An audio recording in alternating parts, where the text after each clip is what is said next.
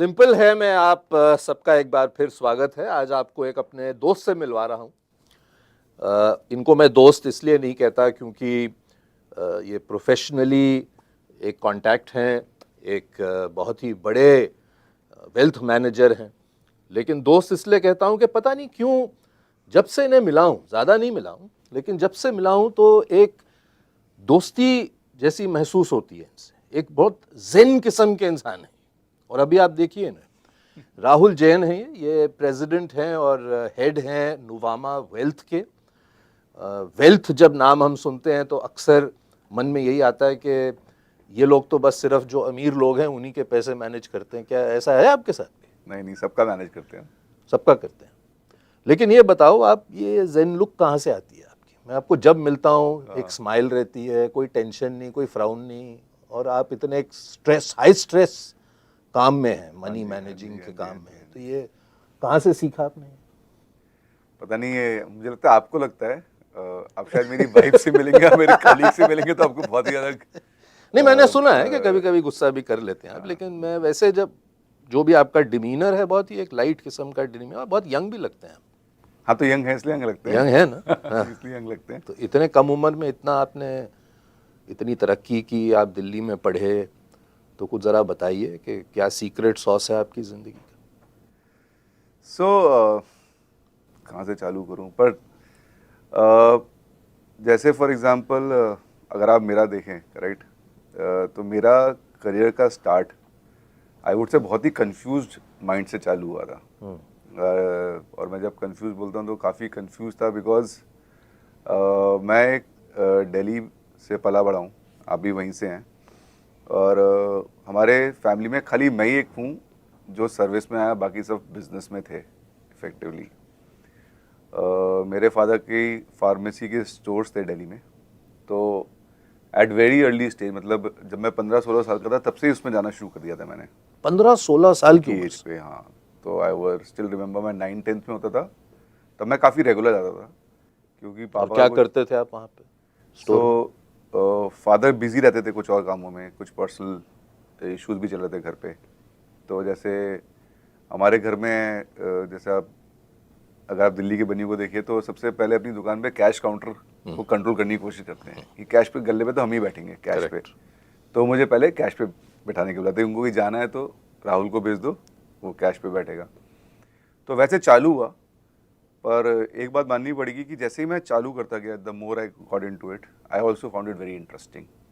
तो मुझे काफ़ी इंटरेस्ट था बिजनेस करने में। तो मुझे लगता है कि बड़ी शुरू से ही एक दिमाग में थॉट प्रोसेस, थिंकिंग थी कि कुछ बिजनेस टाइप अपना ही करना है इफेक्टिवली।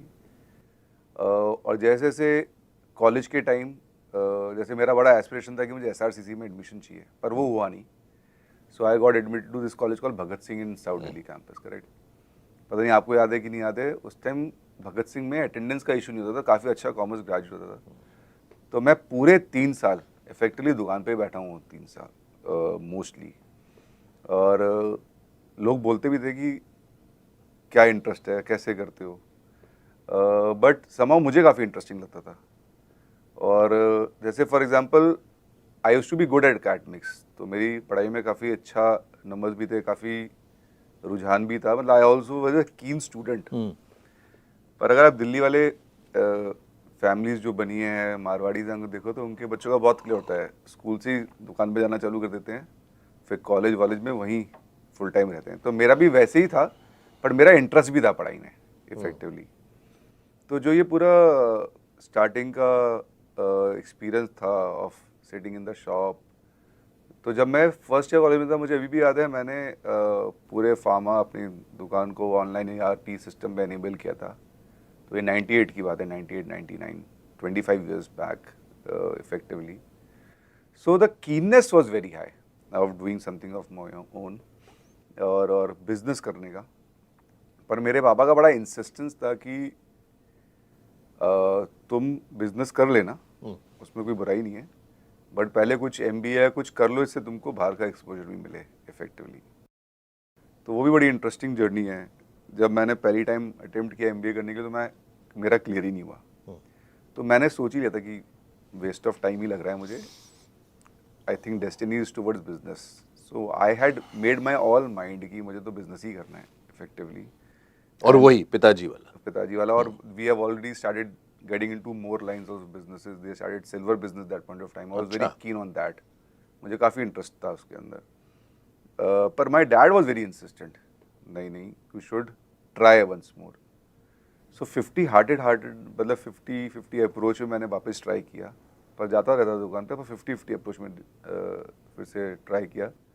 लकीली उस टाइम मेरा एडमिशन हो गया. आई वुड से लकीली बिकॉज जब मैंने पूरा एफर्ट मारा तब तो नहीं हुआ, जब 50-50 किया तो हुआ. तो I am sure that luck would have played a role there. वो हो गया. I must say that I have never confessed this, but I still feel that time also I was thinking कि जाऊँ कि नहीं जाऊँ MBA करने भी, कहीं मैं फंस ना जाऊँ इसके अंदर. So I still remember कि people coming and telling me you should do 2 years and then come back, it's easy. But somehow after that it never came back. So I would say that my first job in ICICI was a big revelation for me in my thought process thinking, जहाँ काफ़ी I would say freedom मिली काम करने की और काफ़ी कुछ सीखने को मिला. तो I would say it was best of both the worlds, correct. जब आप फैमिली बिजनेस में होते हैं तो वहाँ अपने अलग रिस्ट्रिक्शंस होते हैं, चैलेंजेस होते हैं, कंजर्वेटिविज्म काफ़ी होती है. आप कुछ नया करने जाते हो तो आपको काफ़ी पुशबैक भी मिलता है. That is something which is very common with family businesses, correct. On the other hand, the professional organizations are very professional to work with. So I would say it was best of both the worlds in that sense in ICICI. And I would say that a large part of my learning happened for those 2 years. I think one of the key things which happened with me there was, और काफ़ी when I look at hindsight, it looks a difficult task that point of time. And I also think कि कैसे कर लिया उस time. जब मैं first day अपने जॉब पे गया था, आप मानोगे नहीं, तो as a fresh graduate from MBA college, you never expect that you will start managing 200 people from day one. And 99% of people were more than my age that point of time, effectively. So I think that was a big grapple, but it also was a big opportunity, which otherwise would have not got. बहुत interesting बात कही आपने राहुल, क्योंकि आज का जो माहौल है देश में वो ये है कि मुझे काम नहीं करना किसी कंपनी में. मुझे मैं कॉलेज में हूँ, आजकल तो बच्चे स्कूल से ही एंटरप्रेन्योरशिप की बात करनी शुरू कर रहे हैं. और ये बहुत इंटरेस्टिंग बात आपने बताई कि आपके पास एक अपॉर्चुनिटी थी, एक रनिंग बिजनेस था फैमिली का, और आप ये कह रहे हैं कि आप काम करने गए और उसके बाद से आप काम ही कर रहे हैं, और उस पर मैं चर्चा करूँगा आपके करियर पे. लेकिन बहुत इंटरेस्टिंग बात बताई कि जो बेनिफिट्स हैं किसी के लिए वर्क करने में, वहाँ भी आप एक एंटरप्रेन्योरियल थिंकिंग के साथ काम कर सकते हैं. हाँ, सो आई वुड से कि यही तो खास बात थी effectively when you said that, when you asked me कि जो ये दोनों ऑर्गेनाइजेशंस में मैं काफ़ी टाइम स्पेंड किया. एक तो 2 साल आईसेक में गया था, और उसके बाद मैं 16 साल ईडलवाइज नोवामा में हूँ. 2 साल आईसेक में I think at the age of 24 I was the most senior person in that department which I used to work, which was ICICIdirect.com that time in Delhi, in terms of opening broking accounts 3-in-1. That was the very upmarket website online that time, effectively. And managing those 200-300 people effectively was a big learning experience, अगर आप मानो, क्योंकि challenges और grapple बहुत different type के होते थे उस time. जैसे for example I still remember most of the people were off role and very less salaries for them effectively. So managing those aspirations that time, incentive structures, and at a young age I think it was too much to handle that time, but I found that as an opportunity. So for example, the chaos which I have handled in those 2 years in ISEC is the chaos which I don't handle now also. So when you ask me ना कि zen feeling कैसे आती है, कि सारा chaos तो उस time मेरे दिमाग से वो हैंडल हो चुका है. अच्छा कि आपने मुझे याद दिला दिया. मैं पूछना चाहता था, आपने वो टाल दी बात, मैं यंग हूँ कह के, लेकिन हर यंग इंसान में chaos ज़्यादा होता है, उम्मीदें ज़्यादा होती हैं. तो आप किस तरह से अपने आप को मैनेज करते हैं, क्योंकि आप इतने पैसे, और यंग जब आपने कहा तो एक और चीज़ मेरे ध्यान में आई, आजकल एक और चीज बड़ी कॉमन है, फायर कहते हैं लोग, हैं? और उसका मतलब बेसिकली ये है कि कितनी जल्दी हम रिटायर हो सके। ये बात कोई नई नहीं है, हमारे जनरेशन में भी, आप तो खैर यंग हैं, आपके में भी ये होती थी कि 40 साल पे रिटायर हो जाएंगे। तो जो यंग लोग हैं, और आप भी यंग हैं, जो आपको मैं कहूँगा तो कहेंगे आप एक अलग आपके ज़माने हिसाब से के तो मेरा रिटायरमेंट एज आने वाला है। हैं। तो बताइए उन्हें कि किस तरह से ये जो फायर का कॉन्सेप्ट है, पहली बात क्या आप इससे सहमत हैं? क्योंकि ज़िंदगी केवल पैसे कमाने के लिए नहीं होती। आप 40 साल पे अगर नहीं जानते कि मैं करूं क्या, और आप बोर हो जाएंगे, आपके पास वो जुनून नहीं रहेगा क्या करना है, तो आपका इस पे क्या view as a leading wealth manager? So I would say कि ये कॉन्सेप्ट तो इंटरेस्टिंग है अनडाउटेडली, बट डिपेंड करता है कि हर individual to individual, correct. some find lot of joy and excitement in working every day. जैसे ये काफ़ी कहना, it's a common saying that someone who's been going to business regularly and when he becomes old age, तो आप उनको अगर business से बाहर निकालेंगे तो उनकी तबीयत और ख़राब हो जाती है, करेक्ट। तो चाहे तो वो भी रिटायरमेंट ले सकते हैं, but it is in mind set, correct. And it I would say that depends on your mind set effectively, कि ये बात भी सही है कि पूरी ज़िंदगी क्या पैसे ही कमाते रहेंगे, that money should also get enjoyed. But the essence is that you should also understand ki where your enjoyment comes from effectively, and that is I think the most important part. किसी को पैसे कमाने में enjoyment मिलती है, किसी को family के साथ ट्रैवल करने में enjoyment मिलती है, किसी को ज़्यादा फैमिली टाइम स्पेंड करने में enjoyment मिलती है. So I would say that it depends कि किसको किससे enjoyment मिल रही है. और अगर for example if someone feels that what he is doing in terms of work and doing something else, for example, lot of people go towards social causes. A lot of people want to spend more time on hobbies, etc. What they want are very important or keen for them. I think that is where you have to have that realization कि what is important for you or what will make you feel more enjoy or make you feel more happier, peaceful in mind. उसका understanding clear हो जाएगा, then your conversation on fire is also relevant. It is कितने पैसे चाहिए fire करने के लिए?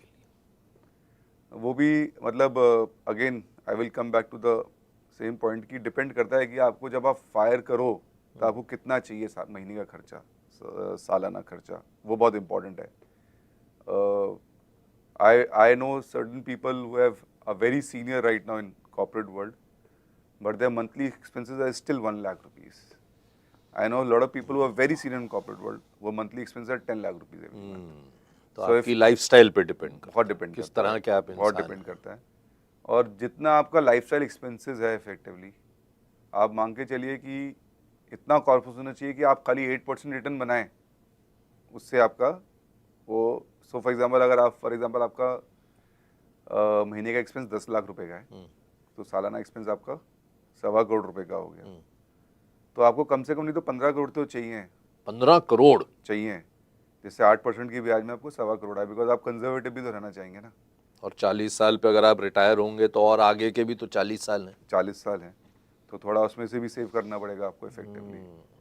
तो ये फायर की जो डिबेट है ये तभी रेलेवेंट है अगर आपके पहले आप थोड़ा इन्वेस्ट कर लें, कुछ करोड़ों रुपए रख लें, तभी बात करें ये फायर की. बिल्कुल सही बात है. नहीं तो ये फैड बन के रह जाए. फैड बन के रह जाए. तो ये बताइए, आपकी एक, अगर मैं करियर ग्राफ देखूं, आपने रॉक बॉटम से शुरू किया और वहां से आप चढ़ चढ़ के करियर में ऊपर आए इस लेवल पर, इस कम उम्र में. क्या एडवाइस है आपकी आपको लोगों को, क्योंकि हम एक और दौर से गुजर रहे हैं जहां इम्पेशंस बहुत है लोगों. आपने मेंशन किया आप एक ऑर्गेनाइजेशन ग्रुप में 16 साल से. आजकल तो लोग 16 दिन रह लें तो बहुत बड़ी बात है, 16 महीने तो बहुत ही बड़ी बात है. करेक्ट. हम भी काफी लोगों को मिलते हैं. मिलते रहते होंगे आप जिनको हायर करते.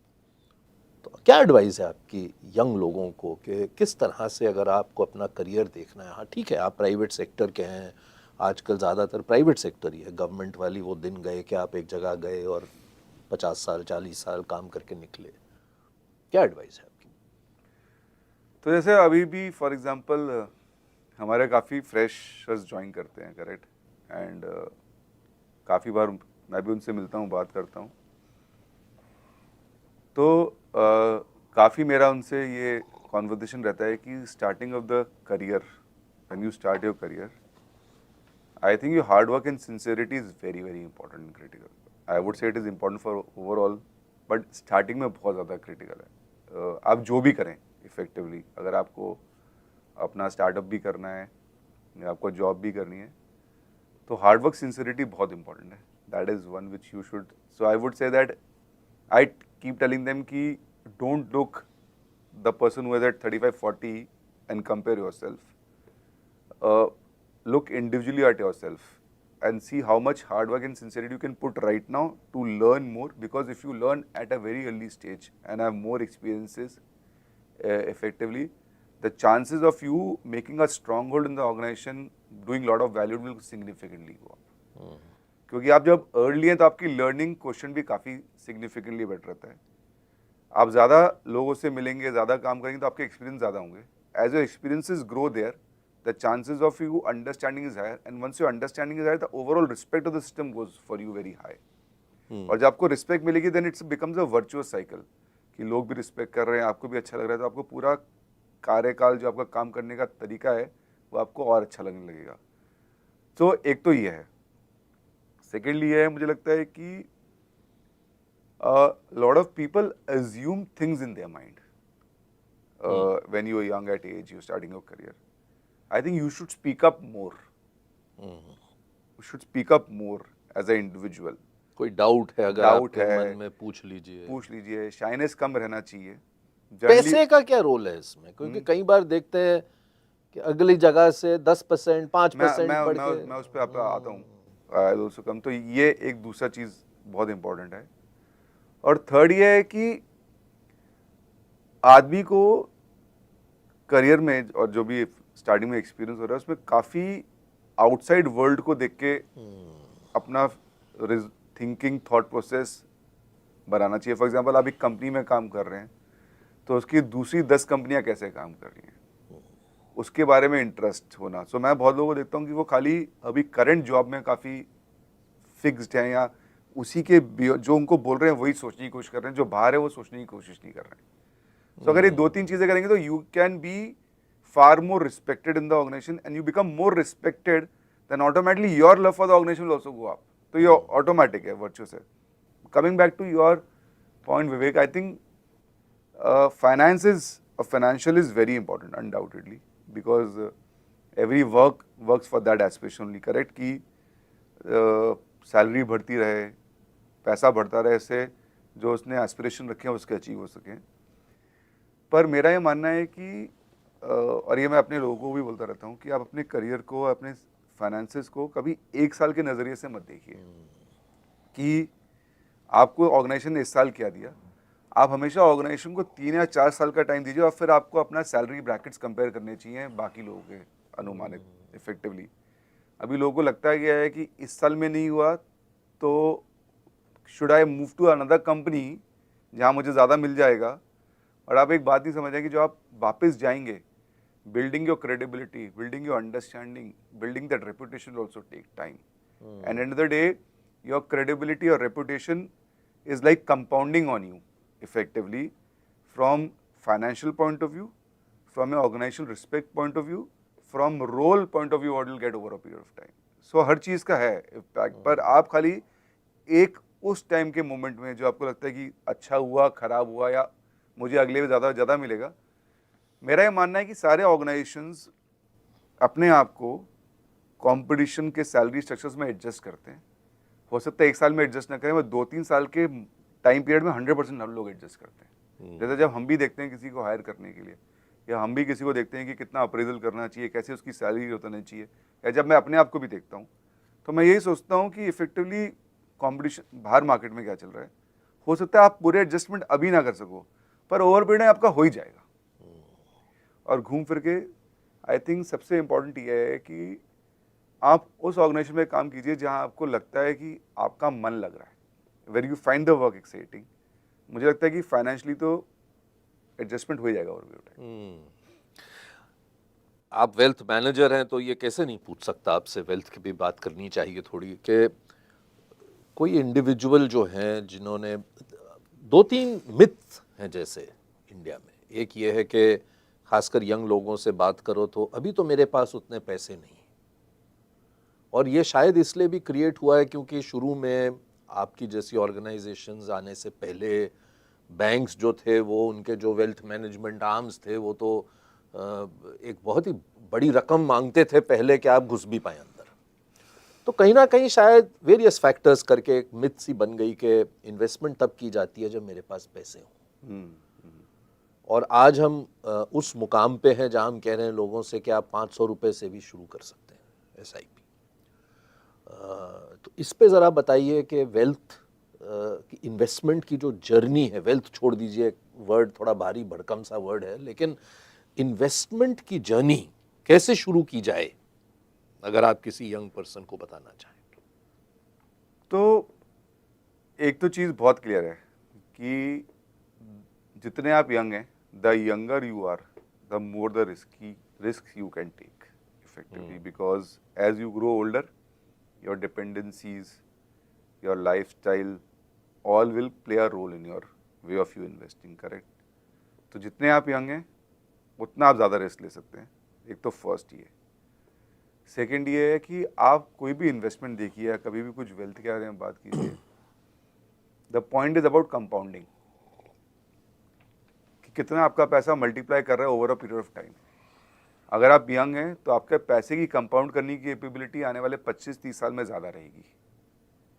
तो इन दोनों नज़रिए से देखा जाए तो इन्वेस्टमेंट, क्योंकि हमेशा इसमें एक रिस्क का पैरामीटर रहता है, वेल्थ क्रिएट करने के लिए जिसमें हमेशा कंपाउंडिंग का पैरामीटर रहता है, तो starting at a young age is very very important effectively.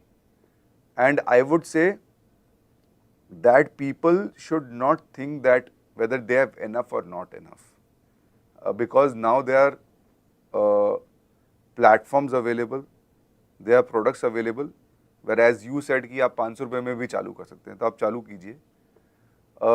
मुझे लगता है कि जितना आप जल्दी चालू करेंगे उतना आप बेटर रिस्क ले पाएंगे, उतने आप पैसे को ज़्यादा कंपाउंड कर पाएंगे। तो जल्दी तो चालू करना ही चाहिए for sure, and as early you start, I think the chances of you creating a wealth over period of time is far higher. अब चालू कैसे करना चाहिए, for example, I think that's a important point which everyone asks. I would say that एक philosophy आदमी को हमेशा रखनी चाहिए दिमाग में जब तक वो अपना पूरा इन्वेस्टमेंट होराइजन कर रहा है, ये है कि एक एसेट एलोकेशन करके जो हमारा फिलॉसफी, जो हम काफ़ी नुआ में भी फॉलो करते हैं और सारे क्लाइंट को बोलते हैं फॉलो कीजिए, बहुत इंपॉर्टेंट है, क्योंकि it allows you to have a distribution of your money over multiple asset classes. For example, दो asset class important हैं, equity और debt, और थोड़ा बहुत gold. Equity will give you growth, debt will give you stability, effectively, ऐसे मांग के चलिए आप। और since आप young हैं तो आप ज़्यादा equity exposure उस टाइम ले सकते हैं। अगर आपका पैसा 15% से कंपाउंड कर रहा है इफेक्टिवली, तो आपका पैसा मोटा मोटी 4.5-5 साल में डबल करेगा, हर फिर 5 साल में उसके बाद डबलिंग कर सकता है। जैसे अभी करंट मार्केट रिटर्न्स हैं तो it can be more faster effectively. तो एसेट एलोकेशन यूज़ कीजिए, आप अर्ली चालू करेंगे तो ज़्यादा इक्विटी एक्सपोजर ले सकते हैं, पर डेट थोड़ा कम कर सकते हैं इफेक्टिवली। जैसे इसमें एक रूल है 100 माइनस एज, तो अगर आप 20 साल के हैं, 100 माइनस 20 किए, 80% आप इक्विटी पोर्टफोलियो बना सकते हैं अपना, बाकी 15-20% गोल्ड, थोड़ा डेट करके पूरा अपना जर्नी चालू कर सकते हैं। And then over period of time when you get compounding, you get more cash flow, आपके पास आपकी अर्निंग्स भी बढ़ेंगी। यही फॉर्मूले को एडजस्ट करते करते आप अपना डिप्लॉयमेंट करते जाइए। आई वुड से जब अपनी इन्वेस्टमेंट जर्नी में आप जाते हैं तो दो चीज़ें इंपॉर्टेंट हैं। एक तो आपकी IQ इंपॉर्टेंट है, IQ की आप ये समझ पा रहे हैं कि नहीं समझ पा रहे, आपने राइट वेल्थ मैनेजर डिप्लॉय किया है कि नहीं किया, कि आप खाली लोगों की बातें सुन सुन के काफ़ी आई वुड से इन्फ्लुएंस हो जाते हैं। जैसे अभी करंट मार्केट में देखिए, करेक्ट, अभी काफ़ी ओवर वैल्यूड है, पर सबसे ज़्यादा फ्लो भी अभी आ रहा है। इनफैक्ट मैं आपसे ये पूछना चाहता था कि हम भारतवासियों को ना ये एक फ्लेवर ऑफ द सीजन में हम बड़े इंटरेस्टेड हैं। करेक्ट। तो आज सुबह अखबार पढ़ रहा था, देखा 40,000 करोड़ आए पिछले महीने म्यूचुअल फंड में, लेकिन हाफ आए सबसे हाईएस्ट रिस्क थीमेटिक फंड्स में, होड़ मच जाती है हमें, ऐसे कि दौड़ के जाइए तो जहाँ वही जी, लोग तो जा मैं दूसरा पॉइंट बोलने वाला था कि इन्वेस्ट की जर्नी में आपको IQ चाहिए और EQ चाहिए।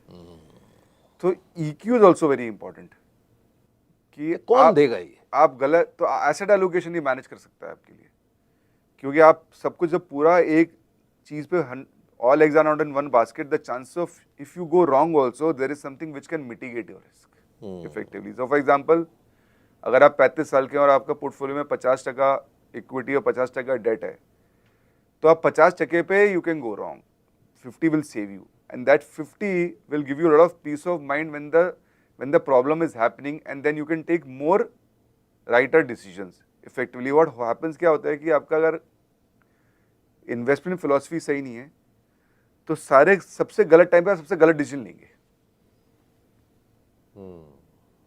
और मार्केट में और इन्वेस्टमेंट फिलॉसफी में डिसीजन इंपॉर्टेंट है, हमेशा इंपॉर्टेंट नहीं है पर इंपॉर्टेंट है, सो दैट आप गलत टाइम पे सबसे गलत डिसीजन ना लीजिए। इसमें asset allocation is very very helpful effectively. लेकिन इसके लिए हैंड होल्डिंग भी तो चाहिए ना। एक तरफ से आजकल ये जनरेशन सब कुछ डू इट योरसेल्फ करना चाहती है, जाके 4 बटन दबाए और कर दिए। ये कैसे होगा? ये कौन बताएगा? ये EQ लोगों को कौन समझाए? तो मैं ये बोल रहा हूँ कि एसेट एलोकेशन जैसे मैंने आपको समझाया इतना मुश्किल नहीं है। जैसे 100 minus age is equity, rest is debt, you can have some allocation on gold effectively, तो इतना डिफिकल्ट नहीं है। बहुत प्लेटफॉर्म्स हैं जो आपको इंफॉर्मेशन अवेलेबल कराते हैं। आपके जैसी जो वेल्थ मैनेजमेंट कंपनीज हैं, क्या अब इस लेवल पर आई हैं कि कम पैसे वालों को भी केटर कर रहे हैं? हाँ, ऐसा मतलब there is no entry barrier for us effectively, there is no entry वो बैरियर। दौर अब शुरू हो गया। हाँ, वो ऐसा कोई एंट्री बैरियर नहीं है।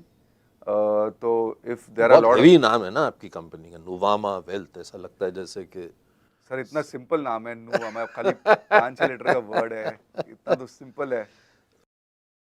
ये एक लास्ट सवाल आपसे पूछता हूँ, दिल्ली की याद आती है आपको? हाँ, बहुत ज्यादा।